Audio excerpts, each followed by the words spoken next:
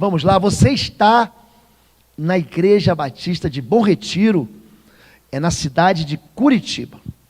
A Igreja Batista de Bom Retiro, ela cuida das ovelhas. Eu quero convidar você para que venha nos visitar. Você que está morando na cidade de Curitiba ou aqui na região, que está sem igreja, você precisa ser pastoreado, você precisa de cobertura espiritual, você precisa estar sendo cuidado e amado. A gente tem um movimento de células que nós nos encontramos diariamente. Você tem célula todos os dias da semana, de segunda a sexta-feira. No sábado há um encontro de jovens. O irmão Jurandir Neto é um jovem advogado que também é seminarista, está à frente do Ministério de Jovens, todo sábado às 19h30.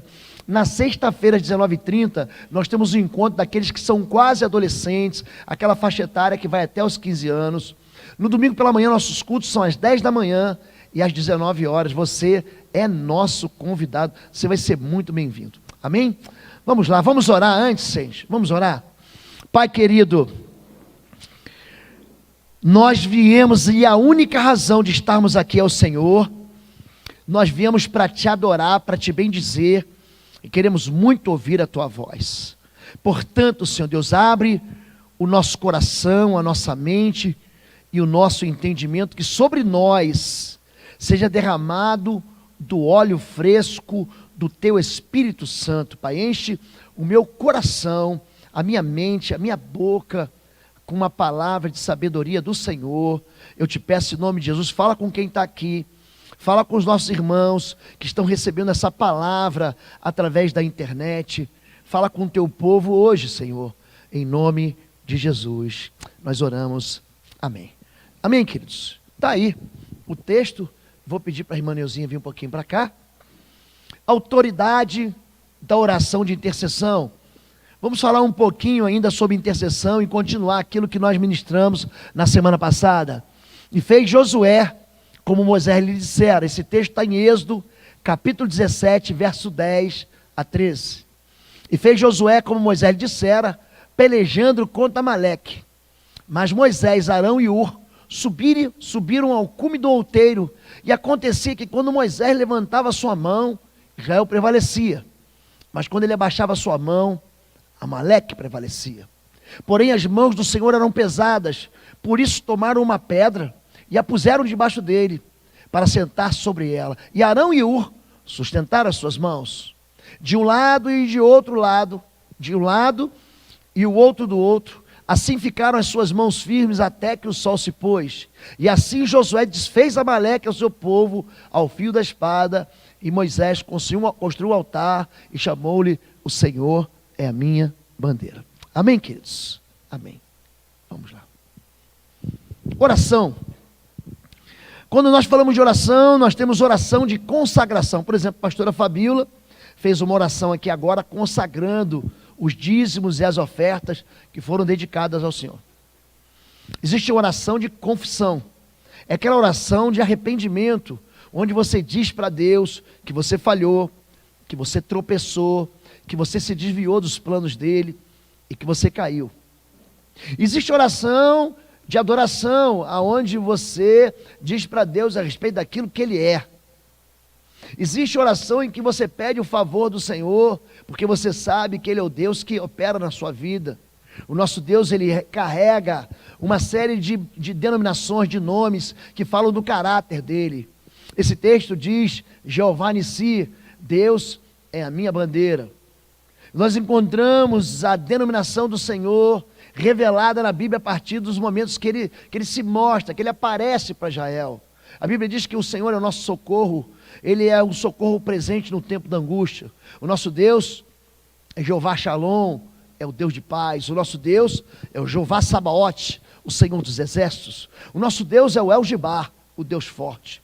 O nosso Deus é o Jeová Shammah, é o Deus presente aqui. O nosso Deus é o El Shaddai, é o Deus Todo-Poderoso. Então, à medida com que Deus vai se manifestando, à medida com que Deus ele vai se apresentando através de diversos episódios ao povo de Israel, ele se apresenta e diz assim: aqui Deus se mostrou com um determinado caráter. Em Gênesis capítulo 22, quando Abraão leva o seu filho Isaque para o sacrifício do Moriá. Ele vê então, quando ele vai lançar o cutelo sobre o filho, que o anjo fala, não faça isso, ele levanta os olhos e ele vê um cordeiro amarrado, um cabrito amarrado pelos chifres. E ali ele diz, Jeová Jirê, ele é o Deus da minha provisão. Jesus, quando fala disso, diz, olha, Abraão viu os meus dias e se alegrou, fazendo referência a essa visão dele do cordeiro. A gente não pede muita coisa para Deus. Eu acho interessante como é que a igreja é tímida em pedir, é tímida em falar com o Senhor. A oração, ela faz parte dessa comunicação. É quando eu e você falamos com Deus a respeito daquilo que nós vamos fazer juntos. Davi, ele ora e pede permissão para construir um templo. Ele fala assim, eu estou aqui no palácio e Deus está habitando numa tenda. Ele não sabia que Deus não habita em templos feitos pela mão do homem. Ele fala, vou construir. E o profeta diz, Deus é contigo, faz o que você quiser. Mas Deus não deixa o profeta nem sair da casa do rei, do palácio do rei. Falei, volta lá. Disse para ele, você não vai fazer. Você não vai fazer. Porque tuas mãos estão sujas de sangue. O teu filho Salomão significa justamente isso, Deus é homem de paz, o teu filho, ele vai fazer. Mas você não quer fazer, não foi bom você querer fazer? Então você vai juntar todo o ouro, toda a prata, todas as pedras e as madeiras para construir o templo. A oração, gente, ela é aprendida. E você só aprende a orar orando. Tem uma turma aí ensinando, olha, cuidado, ora em silêncio, porque senão o diabo vai roubar sua bênção. Isso é verdade, gente? Há alguma verdade nisso? A Bíblia diz até o contrário, diz assim, vai no teu quarto, fecha a porta, ora em secreto, não diz ora em silêncio, porque o Deus que vem em secreto, ele te recompensa publicamente. Jesus diz, pedi, dar-se-vos-á, buscar, encontrarei, batei, abrir-se-vos-á, porque aquele que pede, recebe, aquele que busca, encontra, aquele que bate, a porta se abrirá. Há um incentivo na Bíblia, em João, do capítulo 14 até o capítulo 16, Jesus fala 6 vezes, ele diz, tudo aquilo que pedires em meu nome, meu Pai vai te dar. Se você pedir para mim, eu vou te dar. Existe sim, recompensa do Senhor no clamor. Só que existe um tipo de oração, que é a oração de intercessão, que se fala muito pouco sobre isso. Existem igrejas que têm um ministério de intercessão estabelecido como coluna da sua igreja, como sustento do ministério pastoral, e o ministério de intercessão é o único ministério. Existem ministérios na igreja, é muito interessante isso, que eles são, por exemplo, como um pulmão, ou como cérebro, mas tem aquele ministério que é um aparelho circulatório. Esse é o ministério de intercessão. Ele penetra em todos os outros ministérios da igreja. Ele faz a intercessão pelo ministério infantil, pelo ministério de jovens, pelo ministério da terceira idade, que a gente chama também de seminovos, né? Ministério de seminovos. Ele entra no ministério da administração da palavra, enfim, ele sustenta a igreja. E os discípulos, eles não sabiam como orar. Não havia uma forma de orar. Você vê que a primeira oração de intercessão, quem intercede é Abraão. E Deus, ele antes de trazer juízo sobre a face da terra, ele sempre avisa os seus filhos, ele diz assim, Abraão, esconderei de Abraão, meu amigo, o que eu vou fazer. Isso está em Gênesis capítulo 17, fala assim, o pecado de Sodoma e Gomorra subiu até os meus ouvidos. Eu vim aqui para ver. E Deus visita ele num lugar chamado Carvalhais de Manre. É muito perto de uma cidade chamada Beersheba ou Berseba. É onde acaba o deserto da Judéia. Você sobe de Eilat, de Acaba, do território ali jordaniano, você vai subindo, território, do mar de Acaba, do mar vermelho, o Golfo de Acaba. Você chega lá, é um lugar lindo. É um lugar lindo os Carvalhais de Manre. E Deus aparece então para Abraão e diz assim, eu vou esconder dele, do meu amigo que eu vou fazer, eu tenho que contar para ele. Deus ele revela, Deus ele fala. Por que ele fala que vai destruir Sodoma e Gomorra? Porque ele tinha um menino chamado Ló, que ele tratava como se filho fosse. Na verdade, o coração de Abraão, ele achava, como ele não tinha filho, ele já era avançado em idade, ele achava que Ló ia que herdar a herança dele. Mas Deus falou para ele assim, olha, é das tuas entranhas, é do teu osso que eu vou tirar uma descendência para Abraão. Mas ele sabia do amor dele por esse menino, que era um sobrinho. O irmão dele havia morrido, e ele então adota o menino como se filho fosse, e ele vai morar onde? Nas campinas de Sodoma. Era um lugar extremamente fértil, aonde hoje está ali o Mar Morto. O Mar Morto, aquele buraco com 400 metros de profundidade, ele é 400 metros abaixo do nível do mar. Ali era onde existia Sodoma e Gomorra. E ali, Abraão descobre que quem está morando lá é o seu sobrinho. Então ele fala: Deus, longe de ti fazer alguma injustiça, o Senhor vai punir o justo com o injusto? E se naquela cidade tiverem 50 justos, o Senhor vai fazer isso? Ele diz: não. E a história se estende, 45, 40, 30, 20, e se tiverem 10 justos, ele para. O interessante é que Abraão, ele é amigo de Deus, mas ele se acovarda. Eu acho interessante como é que nós temos medo de pedir para aquele que é o Todo-Poderoso a respeito daquilo que é impossível a nós mesmos. A Bíblia conta a história de uma mulher chamada Esther. Ela é uma rainha. E essa rainha, ela mora dentro do palácio do rei, mas ela tem medo de falar com o rei. Nós somos o templo do Espírito Santo. Eu e você, 1 João 4,4 diz que eu e você, ele habita em nós, vós sois templo do Espírito Santo, ele habita em você, você é santuário de Deus. Mas ainda assim, nós temos medo de falar com Deus. Abraão se acovarda, ele não está preocupado com 10 justos, ele está preocupado com Ló. E o interessante é que Deus, ele ouve a oração dele, e no capítulo 19, 2 capítulos depois, ele manda 2 anjos para ferir de cegueira aquela cidade e tirar Ló e tirar sua família de lá de dentro. Diz assim, em Gênesis capítulo 19, é muito interessante isso. Então Deus se lembrou da oração de Abraão. Mas que oração? Deus se lembrou de uma oração que ele nunca fez. Então é por isso que quando a Bíblia fala sobre oração, a oração deve ser aprendida. Clama a mim e responder-te-ei coisas grandes e maravilhosas que não conhece. Existe uma resposta do Senhor, e eu fico impressionado como é que Deus é sensível ao clamor. Você não precisa e não tem um modelo exato de como você deve orar. Jesus orava de olhos abertos, e Jesus então, ele levantando os olhos aos céus, ele partiu o pão, o abençoou. Tem hora que Jesus ora de joelho no Getsemane. Por exemplo, quando Elias ele ora sentado, com a cabeça enfiada no joelho. Você vê gente orando na prisão, como Paulo e Silas. Você encontra gente, então não existe um modelo de oração certa, existe um coração certo, porque Deus, querido, ele enxerga algo que a gente não enxerga. Deus, ele não vê a aparência mesmo, não vê, ele não enxerga isso. Deus não vê como o homem vê. Em 1 Samuel capítulo 16, quando Samuel vai ungir Eliabe, o filho mais velho de Jessé, ele fala: não faz isso não. Você vê como os seus olhos, mas o Senhor não vê como o homem vê, porque o homem vê o interior. O Deus vê o interior, perdão. O nosso Deus é um Deus que vê motivações. O nosso Deus é um Deus que enxerga aquilo que a aparência não mostra.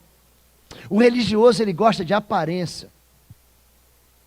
Quando Jesus está dando uma bronca nos fariseus em Mateus 23, ele fala o seguinte: vocês alargam seus filactérios, vocês aumentam as suas franjas, vocês amam ser saudados na praça, vocês querem sentar nas primeiras cadeiras, vocês querem ser saudados como Rabi, vocês se assentam na cadeira de Moisés, mas vocês não são iguais a ele não.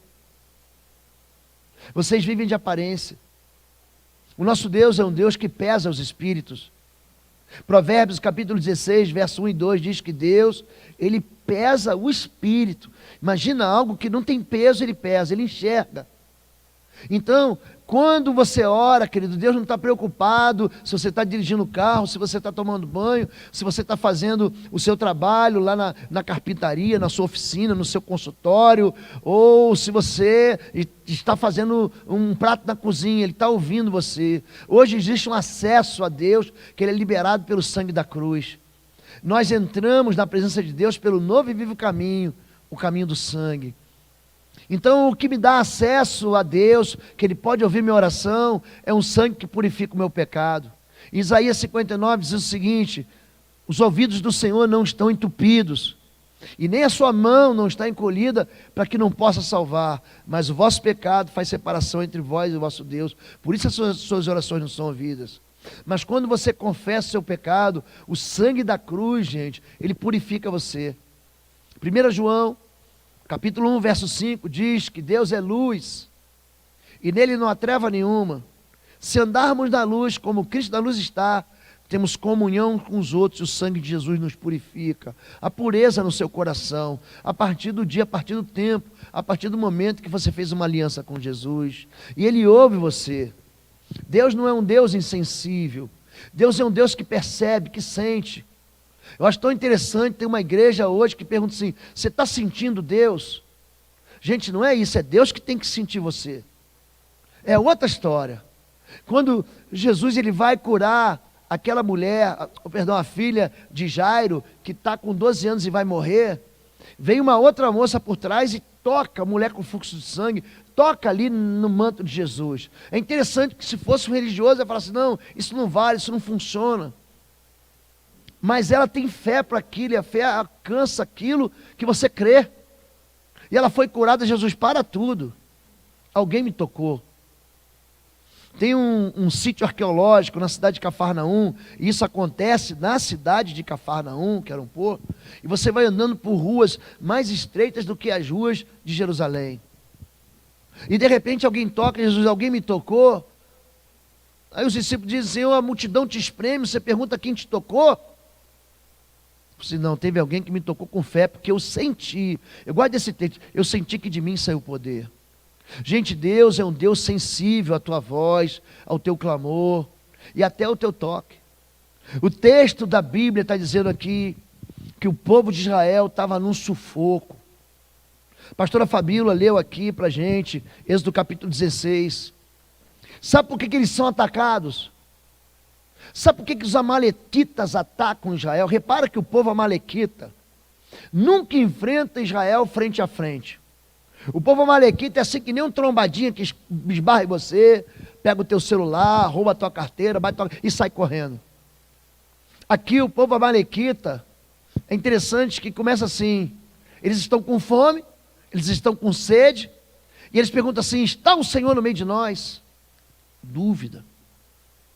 A dúvida entra no coração daquele povo, e diz assim, vírgula: então os amalequitas deram contra os velhos e as crianças e os que ficaram para trás.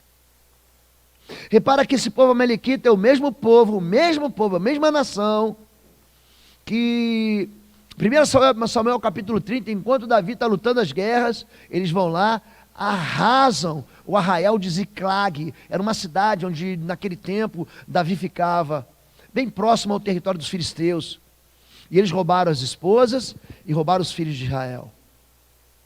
Quando nós enfrentamos o mal, quando nós enfrentamos as perdas, quando nós enfrentamos momentos de dificuldade, você precisa entender que existe uma voz, um clamor chamado intercessão. E a intercessão é justamente isso. Você lembra quando você estudou conjuntos no colégio? Conjunto A e conjunto B. E eles tinham uma intercessão entre eles. A intercessão é quando o homem está aqui na terra, mas o seu clamor, a sua voz, o seu coração encosta no céu. A oração de intercessão é uma oração que se coloca na brecha. Capítulo 22 do livro de Ezequiel, Ezequiel 22, 24, fala sobre isso.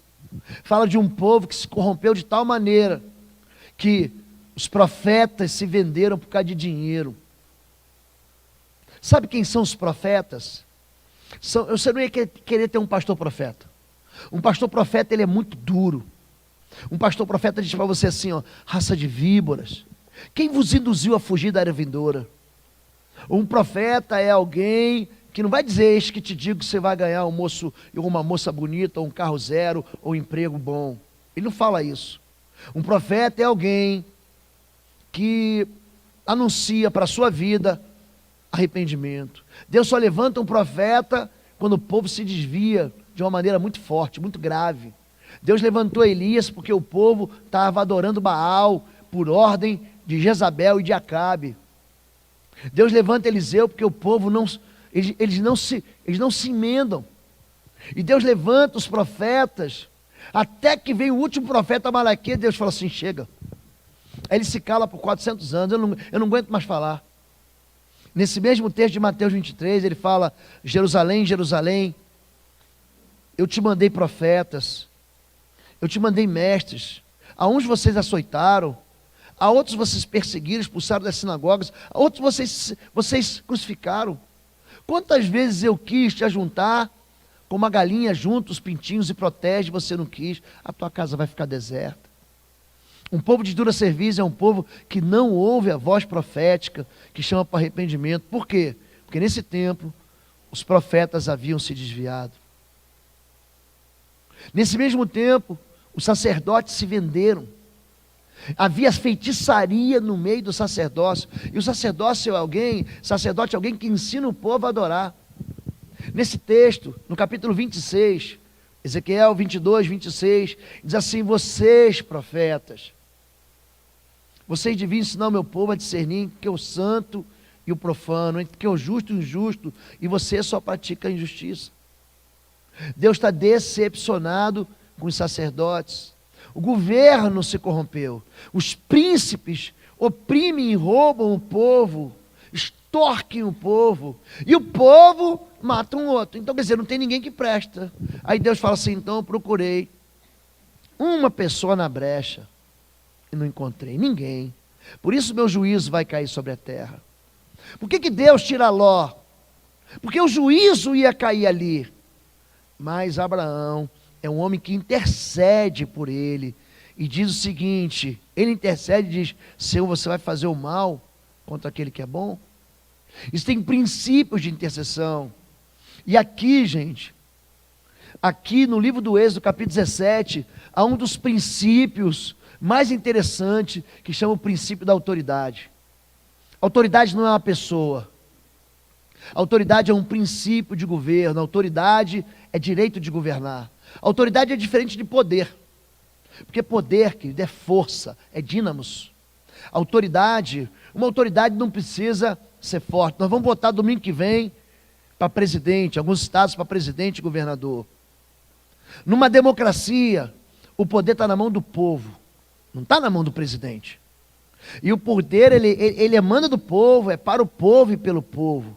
Quando você vai lá e vota e aperta as teclas e aperta enter ou entra, você está dando para aquela pessoa que não tem poder, autoridade. É daí que se constituem os poderes executivo, legislativo e judiciário. Quem é que dá esse poder? Somos nós. A Bíblia diz, eu acho tão interessante, por exemplo, Moisés. Esse Moisés aqui, ele experimentou essa questão da autoridade lá atrás. Em Êxodo capítulo 7, verso 1, Deus fala o seguinte para Moisés, Moisés, eu te dou a minha autoridade e tu serás como um Deus para Faraó. Quem é mais forte, gente? Faraó e o seu exército. Ele era a maior potência daquele mundo, o Egito. O Egito, com seus carros, com seus cavaleiros, era uma potência militar que sequestrou, que escravizou todo aquele mundo conhecido. Inclusive o povo de Israel. Mas aí Deus disse para Moisés, Moisés, eu te dou minha autoridade. Ele vai lá e diz, assim diz o Senhor, deixai meu povo ir. Não vou deixar. Então vem praga. Arão, pega a vara e toca na água, o mar vira sangue. Pega um pouco de pó, vira mosca. Pega um pouco de cinza, vira úlcera. E ele foi lá 1, 2, 3, 7 vezes. Durante as 10 pragas ele diz, deixa o meu povo ir. Ele diz, não deixo. A autoridade é um direito de governo. Um pai, ele tem autoridade sobre o filho. Eu acho interessante como a rebelião, gente, é capaz de destruir a proteção espiritual. São filhos que não obedecem mais os pais. São filhos adolescentes. Um adolescente, que ele é criança. Ele é criança, ele não sabe discernir a mão direita da esquerda. Mas tem famílias que os adolescentes mandam nos pais. Existe um princípio protetor da honra. Honra o teu pai e tua mãe, para que tudo te vá bem e os teus dias sejam fartos sobre a face da terra. Essa palavra está em Êxodo 20, Deuteronômio 5, e o apóstolo Paulo empresta, lá em carta de Paulo aos Efésios, no capítulo 5, para falar o seguinte: se você desonrar a autoridade do seu pai, você vai ficar desprotegido. Honra. Para quê? Para que tudo te vá bem e você tenha longura de dias sobre a face da terra. As pessoas não entendem como a proteção do pai ela é benéfica.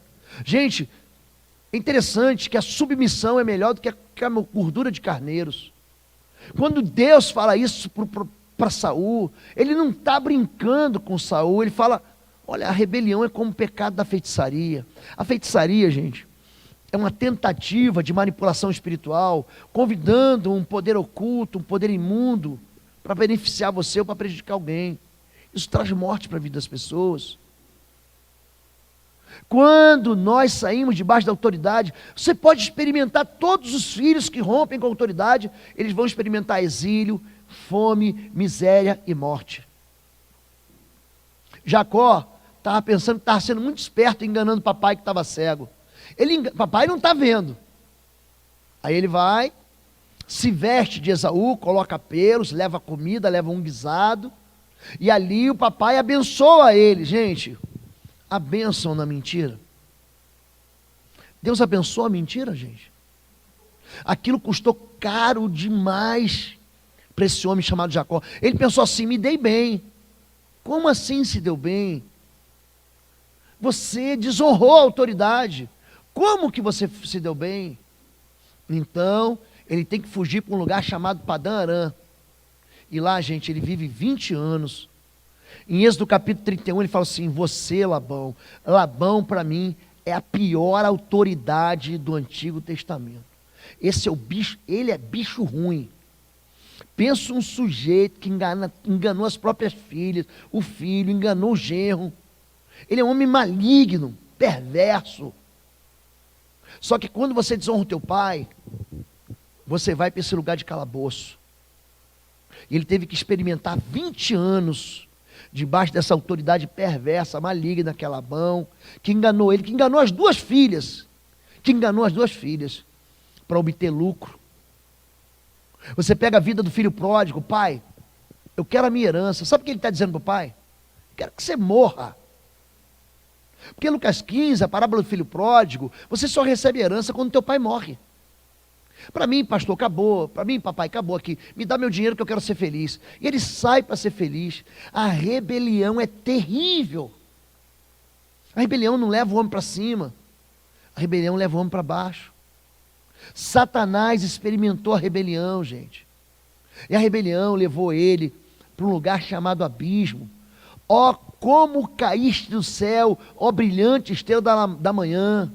Tu que dizes no teu coração: eu subirei ao céu, acima das estrelas de Deus, eu colocarei meu trono. Leia Isaías 14, leia Ezequiel capítulo 28, a derrota desse ser, que era alguém que andava na presença de Deus, mas foi mandado para o exílio. Todos os homens que você experimenta na Bíblia, que quebraram a autoridade, eles acabam num lugar de derrota. Moisés, ele sabe disso, ele tem autoridade para isso. Os amalequitas atacam ele, mas ele não fica de braço cruzado. Ele não fala: ai, coitadinho de mim, roubaram minhas crianças, levaram nossos velhos, sequestraram nossas esposas, perdemos nossos empregos, paramos na nossa caminhada para a terra prometida. Ele não. Ele sobe ao cume de um outeiro, e ali ele levanta as mãos. O interessante é que esse texto está dizendo o seguinte: ele levanta as mãos, enquanto as mãos dele eram levantadas, Josué, ele tinha uma tropa debaixo dessa autoridade.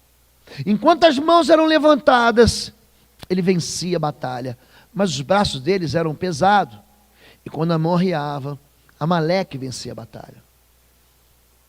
Eu gosto muito do Salmo 133. O Salmo 133, ele fala do Monte Hermon. Israel, ele tem um sistema de montanhas chamado Cefalá. E ali está o Monte Tabor, o Monte Azor, o Monte Carmelo, e lá no norte, o Monte Hermon. E o Salmo 33 diz o seguinte: como é bom que os irmãos vivam em união. É como óleo precioso que escorre da cabeça, da barba e da gola de Arão. É ali que Deus ordena a vida e a bênção. É como o orvalho do Hermon. Tem uma versão que diz, é como a neve derretida do Hermon. O Hermon tem uma estação de esqui lá em cima. Tem neve perpétua lá. Tem neve para sempre. Você vai no verão, tem neve. De tão alto que é aquele monte. Ele tem sempre um pico de neve lá. Aquilo derrete e forma o Jordão. O Jordão significa aquele que desce, o rio que desce. Ele vai descer lá para o Mar Morto. Ele está dizendo algo para a gente. Existe um caldo sobre a cabeça da autoridade. Deus, ele fala com todo mundo, gente? Claro que fala. Em Números 12, ele diz, quando eu levantar profeta em Israel, através de sonhos e visões falarei com ele. Deus fala com você em sonhos. Deus fala com você em visões. Deus fala com você através da sua palavra. Só que ele fala com Moisés, eu falo face a face. Querido, existe. Eu queria falar para você, esposa, que existe na vida do seu marido autoridade. Mas não é autoridade para ele mandar e abusar da autoridade, porque o abuso da autoridade vira autoritarismo, vira ditadura. Ninguém é obrigado a viver debaixo de uma autoridade perversa. Davi fugiu da autoridade que era o rei Saul, porque ele queria matar Davi.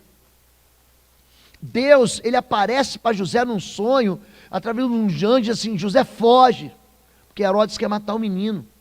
Ele pega na hora o menino, ó, e se manda. Porque Belém, gente, está a 20 minutos de Jerusalém, ali. Você está em Belém, você está vendo ali, ó, Jerusalém. Ele vai embora. A autoridade que se torna opressora, agressiva, estúpida, expulsa, em vez de acolher. O papel do pai, da figura do sacerdote masculino, ele dá direção, o pai dá identidade, o pai dá proteção e o pai dá amor. Mas hoje está tudo trocado. Quando o apóstolo Paulo escreve aos Efésios, ele diz, vós maridos, amai as vossas esposas. O papel do amor dentro de casa é do marido. Mas esses papéis, eles entraram em colapso. E a mulher está fazendo o papel do homem, e o homem está fazendo o papel da mulher. É por isso que a gente encontra uma sociedade hoje, que os valores são tão torcidos e distorcidos, onde o menino acha que é menino e a menina acha que é menino. Por quê? Dentro de casa a autoridade não funciona. Quando a autoridade é levantada por Deus, quando a autoridade é dada por Deus, porque a autoridade é dada, viu, gente? É Deus é quem dá. Eis que vos dou autoridade para pisar de serpentes, escorpiões e todo o poder do mal. É-me dada toda a autoridade no céu e na terra, Mateus 28, 18. A autoridade é dado, e Deus deu autoridade para mim e para você, para quê? Querido, para a gente amar, para a gente proteger, para a gente dar direção e dar identidade. São esses 4 princípios da autoridade espiritual. O pai, o sacerdote masculino, ele exerce um poder de proteção e de vitória na vida do homem. Você visita, eu fui durante muito tempo nessas casas de correção, onde os menores praticam algum tipo de ilícito. Menor não pratica crime, ele pratica ato infracional. E você chega lá, tem 50, 60, 100 jovens, adolescentes, e há um denominador comum na vida de todos eles. O que é? A ausência da figura do pai. Não existe autoridade, aí vira uma anarquia. O livro de Juízes fala disso. Não havia rei em Israel, cada um fazia o que bem entendia, cada um fazia o que bem queria. Eu vou fazer de qualquer jeito, eu vou fazer do meu jeito, não há direção. E quando não há direção, não há vitória. As mãos levantadas de Moisés, isso tem um significado, gente.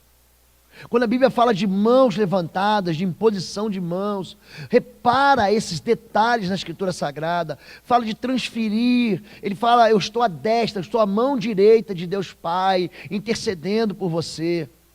Então, impondo-lhe as mãos, o curou. Existe um princípio aonde você é levado para um lugar de vitória. E quando a gente fala de intercessão, você não pode ignorar isso. Tem pais, gente, que são incapazes de tirar um dia de jejum pelo seu filho. Isso é uma prática que está tão em desuso que isso não vale mais nada. Eu vi um professor da faculdade teológica, nossa faculdade teológica, falando para a gente assim, não, o jejum não funciona mais. Não. Jesus, ele diz isso, porque perguntam para ele assim, por que jejuam nós? E jejuam os discípulos de João, os fariseus, muitas vezes, e vocês não jejuam? Olha, como jejuarão os filhos da boda se o noivo está com eles? Haverá dias, ele está falando de Jesus, ele está falando dele mesmo, que o noivo será tirado, então jejuarão. Nós queremos resolver tudo na carne, na discussão, na briga, na confusão, no chinelo. Jesus, ele diz que tem um caminho mais excelente. Senhor, por que nós não conseguimos curar isso aqui? Por que nós não conseguimos vencer esse bloqueio? Porque aquele pai que traz aquele filho de Marcos 9, o menino está sofrendo desde a infância. E os discípulos não conseguiram resolver. Ele fala, olha, essa casta, ela só sai com jejum e oração. Eu sei que você é bom de discussão. E até uma covardia você querer discutir com seu filho. Você, com o conhecimento que você tem, com a tua sabedoria acumulada, com a massa crítica que você tem, gente, é covardia. Agora você é incapaz de orar pelo seu filho. Você é incapaz de levantar uma palavra de vitória sobre ele. Você é incapaz de tirar um dia de jejum. Às vezes, essa igreja não tem isso. Graças a Deus, ela foi muito bem educada. Mas tem igreja que eu vou, a pessoa não consegue ficar um culto sem levantar para beber um copo d'água. Ele não está pregando, não. Porque às vezes a minha garganta fica seca aqui. 1 hora, gente, de culto, ele não consegue ficar sem levantar e beber um copo d'água. Imagina para jejuar um dia inteiro, ou pelo menos uma refeição. Eu queria tanto que você entendesse isso. Deus deu para mim e para você, nós que somos pais. Você é marido. Aprenda a ir sujar, você vai casar. Estou vendo alguns jovens aqui, adolescentes. Existe um princípio de proteção e de vitória espiritual quando nós intercedemos. Só que a intercessão, ela cansa. Os braços de Moisés, eles cansaram. Então é por isso que a gente precisa de igreja. Eu e você, a gente precisa não só cuidar um do outro, mas suportar, dar suporte um ao outro. Muitas vezes as pessoas não têm força para orar. Tem gente que chega no gabinete, vou orar pelo quê? Pastor, eu não sei nem como é que eu vou começar. A vida está tão embolada, tem um nó assim, sabe o nó cego? Naquela corda de bitola grossa, que você não consegue tirar. Como é que eu vou fazer aqui, pastor? Por onde eu começo? Como eu restauro? Como eu recomeço? Porque minha vida está uma confusão, a tragédia tocou a gente. Eu tenho um inimigo que está contra mim, ele é mais forte do que eu, e eu estou recuando e batendo em retirada. Gente que já desistiu do casamento, há muito tempo. Gente que já desistiu das relações de afeto mais íntimas, falou, não quero mais saber do meu irmão, eu não quero mais saber do meu pai, eu não quero mais saber do meu filho, ele que se vire agora. Melhores amigos que não se falam. Por quê? Porque queremos resolver tudo na carne, carnalidade.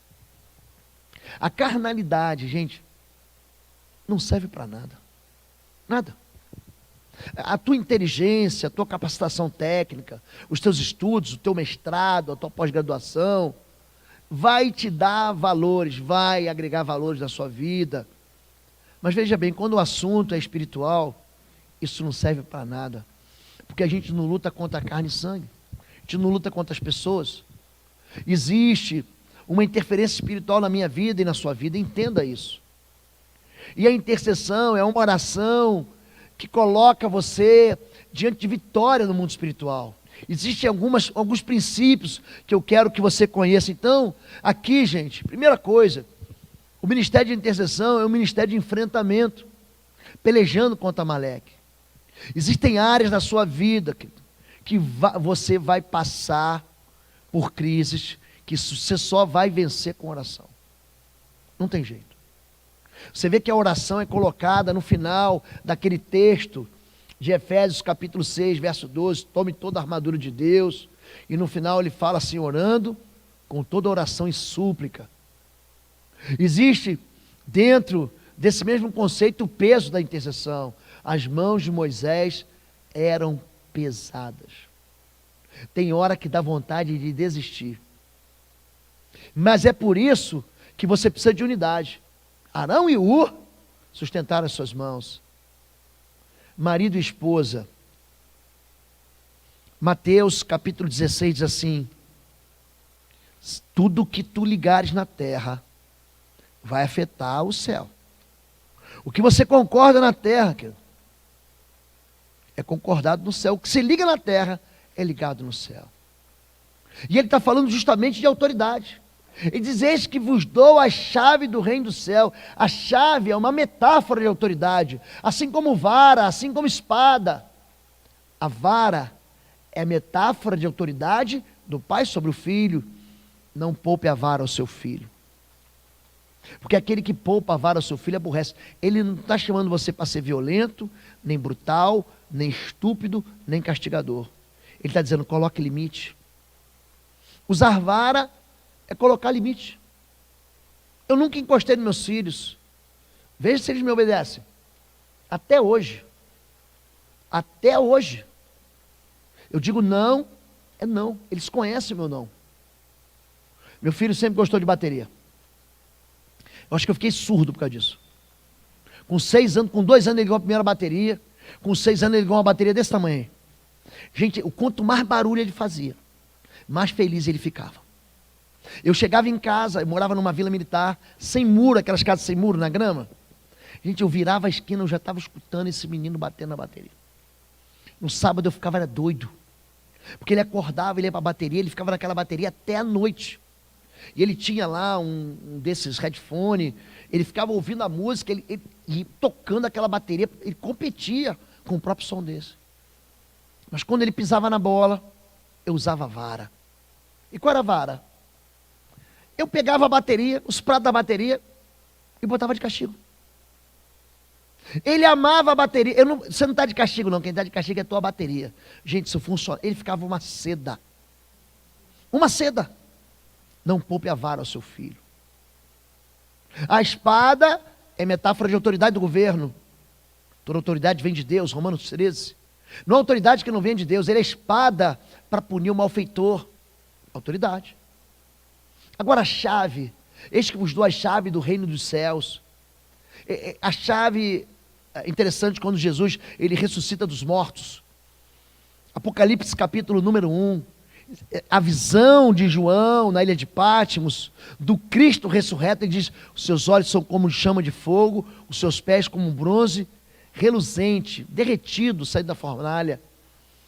Os seus cabelos são brancos como a neve. O seu nome, ele mesmo diz: eu sou o alfa, o ômega, o princípio e o fim. Eu sou aquele que esteve morto, mas ele viveu. E eu tenho a chave da morte e do inferno. O que ele está dizendo? Ele está dizendo que tem autoridade. A autoridade sobre a morte eu tenho agora. É me dada toda a autoridade no céu e na terra. A autoridade sobre o inferno eu estou governando agora.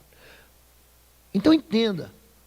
Quando Deus me dá autoridade para eu interceder, quando Deus te dá autoridade como filho de Deus, ou como pai de família, ou como mãe, como mulher sábia que edifica o lar, existe debaixo da sua mão e junto com a oração um poder transformador. Só que se você está cansado, você junta o seu esposo e diz: me ajuda a orar. Quantas vezes Fabiola acorda às 5 da manhã? Todo dia. Todo dia ela acorda às 5 da manhã. Eu acordo um pouco mais tarde. Ela já viu uma mensagem no YouTube, ela já orou, já intercedeu. Mas tem dias que ela me acorda às 5. Eu falei: calma, não são 6h30 ainda. Mas ela me acorda: vamos orar comigo. Porque ela precisa de parceiro de oração. Eu e você precisamos de parceiro de oração. Gente, eu gosto de orar de joelhos. Eu tenho clamado por você, clamado pela liderança da igreja, eu tenho clamado para que se levante aqui um povo forte, mas um povo que se humilha diante do Senhor. Eu tenho citado alguns nomes de pessoas que eu estou conhecendo devagarinho dentro da igreja, ou nas visitas das células, ou nas visitas que eu faço nas casas. E eu tenho um caderno, senão eu vou ficando doido. Essa igreja tem um monte de Tiago, eu já não sei mais quem é quem. Tem tanto Tiago, gente, que eu falo, gente, estou ficando perdido aqui já. Mas eu falei, Senhor, eu não conheço, eu não sei, mas o Senhor sabe. Então, a intercessão, ela move a mão do Senhor em favor da gente, mas ela cansa. E esse time precisa perseverar. Ficaram suas mãos firmes até que o sol se pôs. É interessante. Quando Elias está orando, ele está intercedendo pelo seu próprio povo. Ele dá uma chega para lá no povo de Israel e diz o seguinte: até quando vocês vão cochear entre dois pensamentos? É mais ou menos o que o Tiago falou na carta. Vocês que são um povo de ânimo dobre. Sabe o que é um ânimo dobre? Cochear às vezes você é crente, às vezes você é ímpio. Na igreja você é uma bênção, em casa você é o cão. Na igreja você ora, em casa você fala palavrão. Na igreja você louva, em casa você reclama, murmura, critica. Tem uma língua desse tamanho. Aí quando morrer, vai ter um caixão para você, um caixão para a língua. Existe, gente, Jesus diz o seguinte: de toda palavra frívola que sai da boca do homem, ele vai dar conta no dia do juízo. Você tem que ter cuidado com o que você fala, porque tua boca foi feita para você abençoar e não para você amaldiçoar. E existe, gente, nessa chamada que Deus me dá, uma perseverança. Tem gente que desiste muito fácil. Esse monte que eu falei, chama Carmelo. Você vai de ônibus e sobe, sobe, sobe, é um território minado, é tão interessante. Tem um terreno minado ali. Então você vai passando, e está escrito assim, não ultrapasse, que tem mina, tem mina, tem mina. Quando você chega lá em cima, fala assim, acabou nada. Gente, tem uma ladeira que você sobe, de pedra, que quando você chega lá em cima, a tua língua tá aqui no umbigo, parece uma gravata, tão cansado que você está. E você chega lá, e você entende então, porque o moço, Elias estava orando, ele fala assim, moço, sobe para ver se tem uma nuvem. O garoto subiu a primeira vez, não tem nada, então sobe de novo. Aí ele sobe a segunda vez, aí ele desce, aí, nada. Vamos desistir, não, sobe a terceira vez. Gente, eu acho que da terceira vez já estava orando junto para vir essa nuvem. Mas tem gente que vem na igreja uma vez só. Aí não, pastor orou, não deu certo, eu vou parar de orar. Querido, a oração ela tem que perseverar até o fim. Gente, eu não desisto de orar. Eu não desisto de orar. Pensa um soldado teimoso, sou eu. Teimoso e pidão.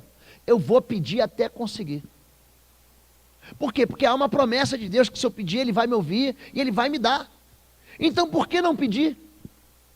Por que não pedir? Por que não orar? Por que não interceder? Por que não clamar pelo impossível? Por que não clamar pelo enfermo? Por que não clamar para que Deus restaure a tua vida financeira, o teu casamento? Por que não clamar para que Deus te tire dessa solidão? Por que não clamar pelo milagre? Por que não? Se Deus é um Deus que responde com milagre, se o meu Deus é o Jeová Nissi, gente, sabe o que significa Deus é minha bandeira? Sabe o que significa isso? Quem lembra de um filme antigo chamado, é mais velho que eu dar para frente esse filme, O Patriota, com Mel Gibson? Quem lembra desse filme? Lembra desse filme? Ele tem uma hora que ele está ali lutando contra os ingleses. Ele tem uma batalha, aquela batalha é real. O exército está recuando. Aí aquele homem pega a bandeira dos Estados Unidos. E quando o povo está recuando, ele avança com aquela bandeira. Aquela bandeira é um sinal, gente. Você lembra de Davi, quando você ouvir o som de passos sobre as amoreiras, segundo Crônicas capítulo 7, eu te entreguei os teus inimigos nas tuas mãos. Jeová é Nissi, Ele é Deus da minha vitória, é Deus da minha bandeira. Então ele avança, e o povo avança junto com ele. E ali eles são vitoriosos. A Bíblia, gente, ela foi escrita para ensino nosso. O Antigo Testamento é sombra de bens futuros. O que o texto está comunicando para mim e para você? Está comunicando que a gente não vai ficar sem resposta. Persevere, não desista, não desista, não desista. Eu só paro quando Deus me responder. Eu só paro quando Deus falar, pronto, está aí meu filho. Porque tem muita gente que desiste fácil demais. E a intercessão, você não é autorizado a desistir. A intercessão, ela só vai parar de funcionar quando a resposta vier. Elias ora, e daqui a pouco ele fala o seguinte: olha, eu estou vendo uma nuvem lá, do tamanho de um punho de... É isso mesmo que eu precisava. Tiago capítulo 5 fala o seguinte. Tiago diz que Elias era um homem sujeito às mesmas paixões. Tem uma versão que eu gosto, diz assim, ele era sujeito às mesmas fraquezas que nós. Elias era um homem que, se você beliscava, ele gritava, ai, ele era de carne e osso. Ele tinha medo, ele fugiu de Jezabel. Ele ficou deprimido. Já ficou deprimido? Parabéns. Elias também ficou deprimido. Ele pediu para morrer. Acaba comigo, que eu não sou melhor do que meus pais. Gente, Deus é um Deus que não fala com a gente no meio da confusão, do terremoto, do fogo, mas ele falou com Elias. Como é que Deus responde a esse clamor? Na brisa suave. O teu Deus não é um Deus mau, é isso que eu quero dizer. Ele não é um Deus violento, não é um Deus que grita com você. Ele não é aquele Deus que você aprendeu em casa, quando caiu o raio, pum! Aí tá vendo? Papai do céu está zangado. Papai do céu? Eu não quero nem saber desse papai aí. Ele vai me pegar na curva. Eu sou o Deus manso e humilde de coração. A intercessão vai funcionar na minha vida e vai funcionar na sua vida quando a gente parar de se distrair. Não, crente não vê televisão, é verdade. Mas o que vê é de Netflix. Eu já vi, você pode perguntar, qual é a série que está aí boa? Gente, é uma série atrás da outra. Uma série, um capítulo é 45 minutos. Tem gente que não consegue orar nem 10 minutos. Eu tenho chamado a igreja para orar no sábado de manhã, sabe por quê? Porque a gente precisa de um culto aqui. A igreja precisa de um culto de oração para aprender a orar. Tem pessoas que eu chamo assim, vem cá orar. Eu por enquanto estou chamando os pastores. Mas tem pessoas que estão, vem cá orar. Não, pastor, não me chama porque eu morro de vergonha. Não é que você morre de vergonha. É que a gente não tem intimidade de oração. A gente não está acostumado a falar com Deus. E aí você fala assim, vou lá passar vergonha. Mas para falar com Deus, você não precisa fazer teologia. Fala com Deus como você fala com seu pai. Pai, me ajuda. Me socorre. Eu me lembro do meu pai, eu pequeno. Eu subia no colo dele e falava assim, pai, me dá dinheiro para comprar um picolé, para comprar uma pipa. Às vezes ele tinha dinheiro e me dava, às vezes ele não tinha, agora eu estou duro, filho, não tem jeito. Mas era um pai que sempre me ouvia, sempre me ouvia. Eu me lembro de um dia que eu acordei com medo de morrer. Eu não sei de onde que veio isso. Eu devia ter uns 6 a 8 anos. Eu não quero morrer, medo de morrer. Aí meu pai me pegou no colo, falou, vem cá, deita aqui na minha... E deitei na cama com meu pai. Eu falei assim, não, mas o céu é muito bom. Por exemplo, no céu você não precisa comer salada. Eu detestava salada. Ainda não gosto dela, não gosto. Preciso ser franco aqui, não gosto de salada. Mas eu como, mas eu não gosto. Ele falava assim, no céu, por exemplo, se você só quiser comer goiabada com queijo, eu amo, sempre amei. Você só pode comer, você come só a goiabada. E aquilo tirou o meu medo. O pai é alguém que tira os nossos medos. O nosso pai é um pai, gente, que responde ao clamor do filho. Não tenha medo de falar com ele. Terça-feira às 9 horas nós vamos orar e você é nosso convidado. Mas eu estou acertando aqui com a liderança da igreja para a gente ter mais um dia de oportunidade, para que a gente aprenda a interceder, a gente aprenda a levantar mãos santas, a gente aprenda a clamar pelo milagre. A gente não pode ter medo de clamar por um milagre, porque o nosso Deus é Deus de milagres. O nosso Deus, querido, é um Deus que tem os ouvidos abertos à nossa oração. O nosso Deus é um Deus que tem todo o poder para responder com fogo, para responder com cura, para responder com liberdade. Querido, você está construindo uma vida agora. Então começa certo. Começa no altar. Você está começando agora uma empresa. Começa certo. Você está começando a orar por alguém. Começa certo. Começa com as suas mãos levantadas. E se a tua mão estiver pesada, fala assim: pastor, o senhor ora por mim?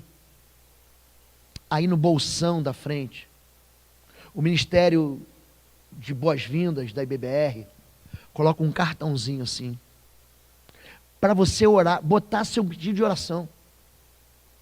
Alguns irmãos têm vindo orar com a gente, a Dani tem vindo orar com a gente, o Darcy tem sido companheiro de oração, e outros irmãos aqui têm vindo orar com a gente na terça-feira.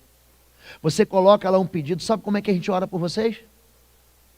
Cristian, como é que a gente ora? De joelhos. Eu falo, se fosse você, eu pego aquele papel e digo assim, ó, está pedindo pelo filho, está pedindo pelo casamento, está passando por um engasgamento econômico. Como é que você ia querer que eu orasse por você? Sentado? Como é que você quer? Vamos chorar junto. Então, queridos, eu quero convidar você a participar desse movimento de oração. Se a gente orar, Deus vai responder, amém? Vamos encerrar, já deu minha hora, eu fico de olho, esse relógio está certo, não está? Amém? Fique em pé em nome de Jesus. Eu quero encerrar esse tempo de manhã aqui, convidando você. Faz o seguinte, vem aqui à frente todos vocês, vamos orar juntos, sai do seu lugar. Vamos levantar um clamor aqui ao Senhor. Você que está vendo a gente por cá, em casa, você também, ou está ouvindo pela internet, não sei se você baixou essa mensagem em MP3, não sei. Mas você levanta agora uma voz, vem aqui bem para frente, vem para cá. Sai do seu lugar para que todo mundo possa estar aqui. Chega bem pertinho. Isso.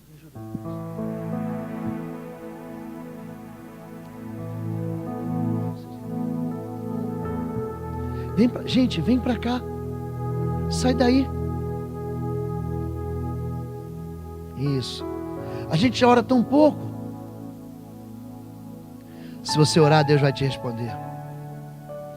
Deus vai te... Você vai conhecer Deus de um jeito. Você vai falar assim, não é possível. E Deus, Ele tem uns caminhos que são muito estranhos.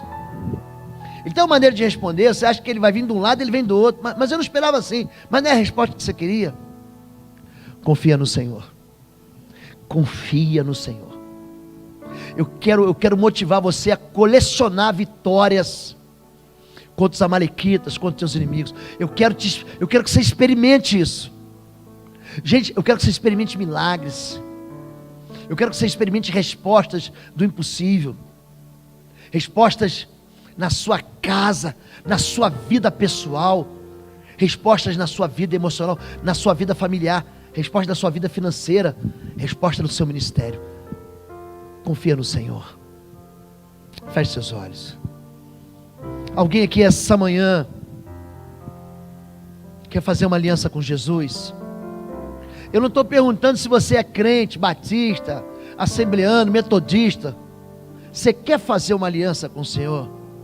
Você tem certeza da tua salvação? Porque se você não tiver certeza da salvação, fique no seu lugar aí mesmo, de olho fechado, só levante a mão. Eu quero fazer uma aliança com Jesus. Eu preciso de uma aliança. Alguém quer fazer? Alguém quer receber Jesus como seu Senhor essa manhã? Só levante sua mão. Amém. Deus abençoe todos vocês. Deus abençoe. Deus abençoe o Senhor. Deus abençoe. Deus abençoe. Deus abençoe o Senhor. Alguém está afastado ou desviado e quer consertar a sua vida hoje? Deus abençoe. Deus abençoe. Deus abençoe.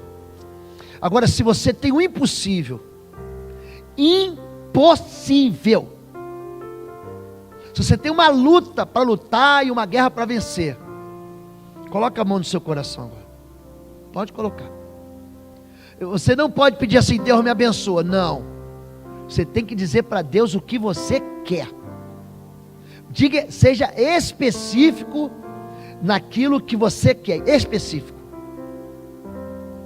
Pai querido, eu quero me juntar aqui a Moisés, Arão Yaú, como sacerdote no meio do teu povo, Senhor. Eu levanto as minhas mãos agora e eu lanço uma palavra de bênção e de vitória sobre a vida da Igreja Batista de Bom Retiro, reunida essa manhã de domingo. Os teus filhos têm impossíveis. Os teus filhos buscam respostas, Senhor Deus. Os teus filhos, Pai, têm perguntas ao Senhor, têm clamores ao Senhor. Os seus filhos estão passando por tragédias dentro de casa. Os filhos dos teus filhos, Pai, estão sofrendo. Os teus filhos estão buscando no Senhor uma fonte nova de recursos, de alegria e de paz.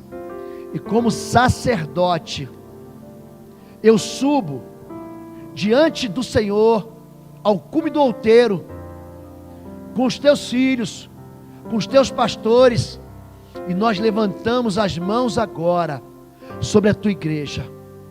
E assim, como o povo de Israel desbaratou os amalequitas, assim também, Pai, eu lanço uma palavra de paz, de vida eterna e de bênção no meio do arraial do teu povo. Nós aqui, Senhor Deus, nós nos unimos aqui para abençoar e concordar na terra que o Senhor é Jeová Nissi, que o Senhor é o Deus da minha bandeira. O Senhor é minha bandeira, e o Senhor é aquele, Pai, que dá vitória no campo de combate para os teus filhos, em nome de Jesus.